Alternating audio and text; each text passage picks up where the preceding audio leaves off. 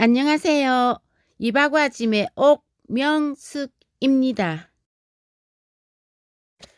오늘은 거제시 하청면 실전리 사한마을 너티나무 읽기 해보겠습니다.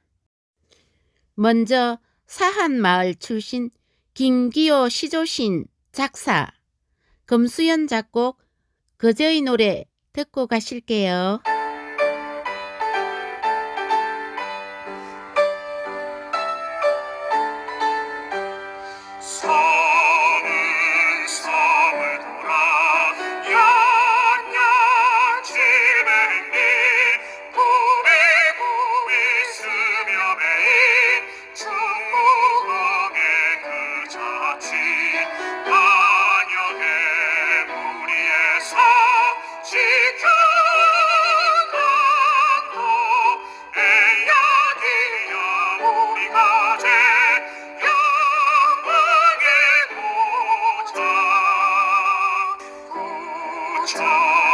천삼거리 물 따라 골고 깊어 계룡산 기슭에 보고도 장관인데 달구지 해금강이 고리 절시 에야기야 우리가 제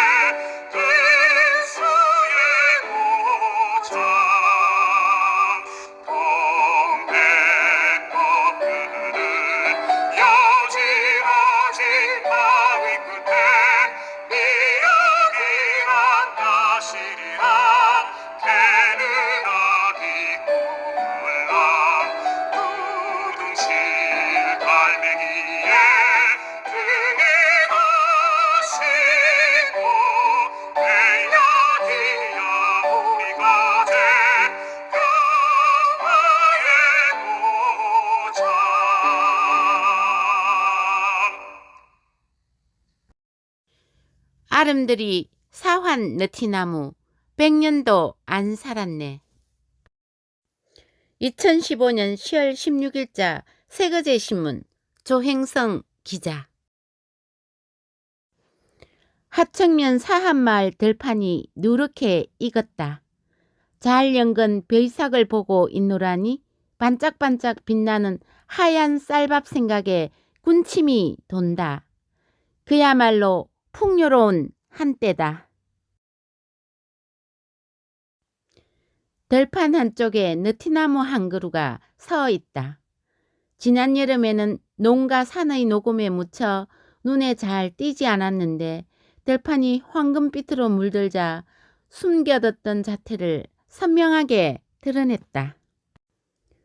그 전경이 물빈을 반짝이는 구조라 해변가 윤돌섬을 닮았다는 생각이 문득 든다. 논 옆에 있는 사한마을 경로당 옥상에서 내려다 보니 또 풍경이 다르다. 가로 세로 정갈하게 선을 그은 바둑판 위의 화점이 떠오른다. 가까이서 본 나무는 매우 건강해 보인다. 어디 상한 곳 없이 사방으로 가지를 뻗쳤다. 나무의 흉고, 사람 가슴 높이 둘레는 약 3.75m다. 나무는 크고 우람하지만 나이는 그렇게 많아 보이지 않는다. 거제시 보호수에도 등록이 안 돼 있다. 그래도 200살 가까이는 되지 않았을까 했는데 웬걸 경로당에서 어르신께 물어보니 100년도 안 됐단다. 어르신이 1931년생이고 초등학교 때 이 나무를 심었다고 했다. 원래는 이 나무 말고 더 크고 오래된 나무가 있었는데 태풍에 쓰러져 뿌리만 남았다.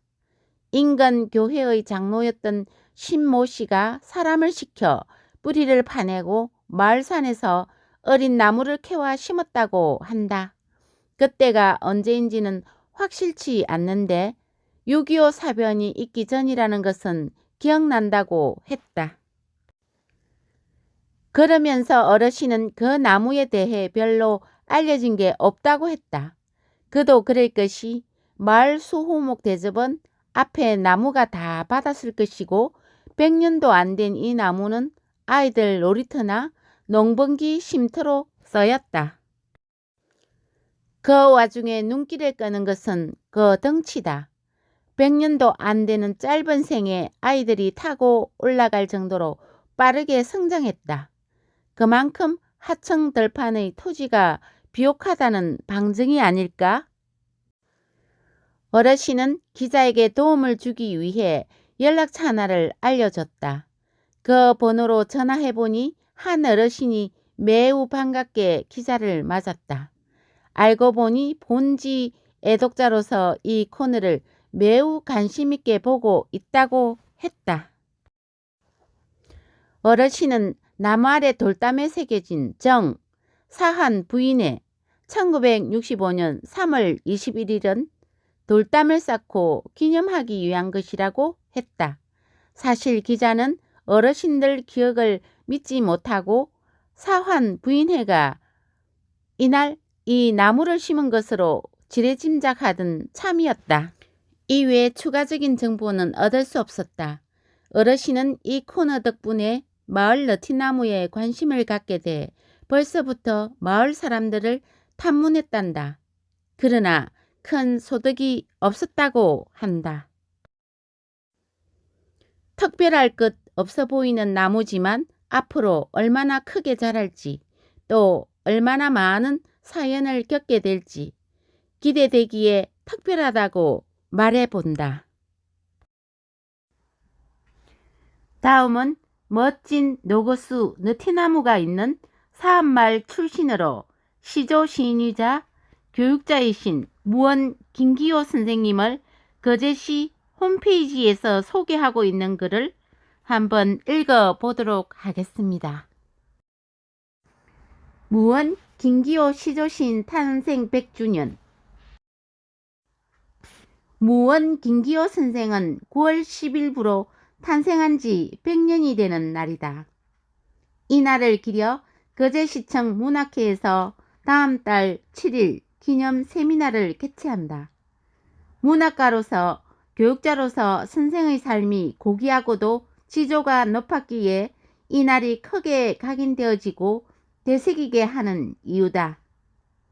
선생께서는 대한민국 역사상 가장 힘들고 어려웠던 일제강점기의 하청면 실전리 사환 마을에서 태어났다. 당시 수확한 곡식도 제대로 거두어들이지 못하는 암울한 시기로 대다수의 국민들은 굶주리는 것은 예사였고 말과 행동에 있어 일본인들의 통제하에 표현의 자유마저도 빼앗긴 자유를 저당 잡힌 암흑의 시대였다. 그 열악한 시대적 환경 속에서도 선생의 부모님들은 배움의 뜻을 굽히지 않으셨고 드디어 무원 선생을 도의지로 배움의 길을 열게 하신다. 그 결과 경성사범 서울대 전신 학교에 입학하여 교육자로서의 지식과 인품을 쌓는다. 졸업 후 부산 등지 보통학교 교사 등 10여 년간 공직 생활을 마감하고 해방과 함께 고향 거제로 귀향한다. 조국 광복의 환희에 온 국민들은 들떠 있었지만 배움이나 경제 부흥을 위한 터전은 턱없이 미약한 현실을 직시 선생께서 조상들의 재산과 사비를 털어 중고등학교를 세운다. 그래서 배움의 길을 열지 못한 농촌 지역과 한국 동란으로 오갈 데 없는 피난민 아이들에게 배움의 길을 열게 한다. 학생들에게 인성교육은 물론 사회 구성원으로서의 자질을 갖추게 한다. 그렇게 학교를 설립하고 정상화시킨 후 조건 없이 국가에 헌납한다. 33년 만의 일이다. 선생은 교장으로 재직하는 동안 판로를 개척하는 등 죽순 농가의 소득 정대를 위해 노력했으며 선생께서 손수 축사를 지어 돼지 사육 기술도 보급하는 등 농촌 부흥에도 헌신했다. 고든 성격이면서 다정다감한 성품인 선생은 문학 창작에도 열정을 기울여 동아일보 현상 문예에서 시조 옹화부가 당선되는가 하면 1957년 동아일보 신춘문예에서 시조 청상곡이 당선되어 한국 시조 문단의 반열에 오르게 된다. 또한 선생은 고향 거제의 바다, 해안, 식물 등 빼어난 자연경관을 거제의 노래로 작시하여 오늘날까지 거제를 노래한 대표곡으로 학교에서나 관공서 기업체 등 어디에서나 널리 불려지고 있다. 또한 선생은 서예에도 빼어난 소질을 발휘하여 한국 초서인 국한 조화체를 손수 개발하여 서울에서도 전시회를 열기도 했다. 이처럼 선생은 당시 6.25 동란으로 배울 곳이 없었던 거제의 지역민과 무수한 피난민들의 자녀들을 배움의 전당으로 이끌어 그 제자들이 국가를 위해 지역을 위해 참 일꾼으로 성장시켰다.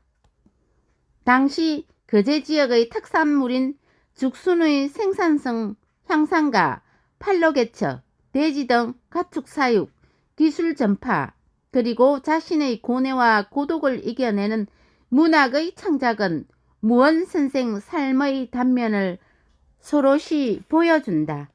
특히 선생이 문학의 장르를 시조로 택한 이유는 시조의 특성이 그렇듯 간결하면서도 군더더기가 없는 화려하지 않고 단조로우면서 아리랑을 부르듯 그 운율은 자연스러우며 그러다가 모든 것을 단념하고 어쩌면 그러나 돌려니 앞불사 아스라 등으로 절제하여 초긴장 상태를 유지하다가 세상을 평정하거나 평온이게 하여 마무리하는 시조의 기조가 선생의 성품과 너무나 닮았기에 평생 시조를 자신의 문학 장르로 삼은 것이었다. 사람은 여러 부류가 있다. 예술가도 문학가도 마찬가지다. 어떤 예술가들은 그 업적을 기려 기념사업을 계획하다가 초기 단계부터 저항에 밀려 자초하는 경우를 본다. 그때마다 그 잣대가 안타깝고 가슴 아픈 적이 한두 번이 아니었다. 그 잡음을 해소하는데 논쟁이 오가고 드디어 예술가를 기리는 의미 자체가 흔들리는 광경을 본다. 어떻게 정리할 수 없는 논쟁의 지속으로 진정한 예술가의 가치마저 혼탁해버리곤 한다. 그러나 무원 선생은 그런 논란이 선생의 생 어디에서도 없다. 단 한 톨의 사심에서 생활해 본 적이 없었기에 무원 선생은 흔히 이런 분들을 이럴 때 선인이니 참사람이니 하는 말을 하곤 한다. 선생이 바로 그런 분이시다. 거제 해안에 절벽을 붙들고 피어나는 동백처럼 뽐내지 아니하고 자신의 잎에 가려 숨어서 피어나 오직 정막강산인 추운 겨울철 온기를 전하고 기쁨을 주기 위해 헌신하는 동백꽃이었다. 그래서 선생의 발자취, 손길 하나하나를 찾아 기리고 이어가야 할 이유다. 다행히 생가며 선생이 선수지은 축사, 그리고 책상이며 의자 등 선생의 채취가 그대로 남아있다. 선생이 심은 맹종죽은 몇 길로 자라 선생의 청초한 의지를 간직하고 섰다. 선생의 생가며 밭과 산, 그리고 선수 세운 학교가 아직 교육의 장으로 남아있어 정말 다행이다. 선생의 손길이 스쳐간 모든 것들을 아우르고 기념해야 한다. 선생의 거룩하고 큰 뜻을 모아 받들어 후세에 널리 삶의 지표가 되어 선생의 정신이 영원하도록 해야 한다. 거제의 큰바위 얼굴 김기호 선생님을 거제시 홈페이지에서 읽어드렸습니다. 기다려 내게 주신 겸허한 무국으로 나를 채우소서. 가을의 기도 김현성 맞죠? 맞아. 네. 가을에는 사랑하기 앞서서. 또 있습니다. 뭐야, 릴켜시. 아, 그래. 주여, 때가 왔습니다. 그거는 릴키. 네. 그다음에 저는 제가 가을밤 되게 좋아하거든요. 네. 가을에 달빛이 하얗게 쏟아지는 가을밤에 달빛을 달구며 마을 밖으로 걸어나가 이런 마을 밖으로 네. 걸어나가 보았느냐. 세상은 잠이 들고 지푸라기들만 찬 소리에 반짝이. 맞아요. 여기. 적막한 들판에 아득히 네. 서보았느냐. 달빛 아래 산들은 빚진 아버지처럼 까맣게 앉아있고 빚진 아버지처럼. 저 멀리 강물이 반짝인다. 우리 바다가 반짝인다. 네. 까만 산 속 집들은 보이지 않고 담뱃불처럼 불빛만 깜빡이고 하나둘 꺼져가는 이 세상엔 달빛뿐인 가을밤에 모든 걸 다 잃어버린 들판이 들판가게 큰 달빛이 제 가슴을 적시는 우리나라 서러운 가을 들판을 너는 이게 김용태 선생님의 가을밤이에요. 역시. 그러니까 진짜 좋죠. 예. 가을밤. 가을밤. 김용택 씨. 이렇게 선에 네. 막 앉으면 네. 푸렇잖아요. 네. 이제 상상을 해보면은 이게 지금 낮이인데 밤에 충분히 그럴 가능성이 있어 있는 보이죠? 그런 들판이죠. 예. 지푸라기들이 이제 막 있잖아요. 네. 그렇죠. 맞아요. 역시 가을에는 시인들을 잠 못 들게 하는 계절이 아닌가 싶어요. 나와서 있잖아요. 가을밤에 지푸라기들 있잖아요. 네. 정막한 들판에 아득히 서보았느냐잖아요. 네. 우리나라 서러운 가을 들판도 여기 있어. 네. 서러운. 가을 들판. 진짜 그 표현을 정말 잘했어, 그죠? 진짜 서러울 때가 시작된 것 같아요. 서러움이 시작되는 계절.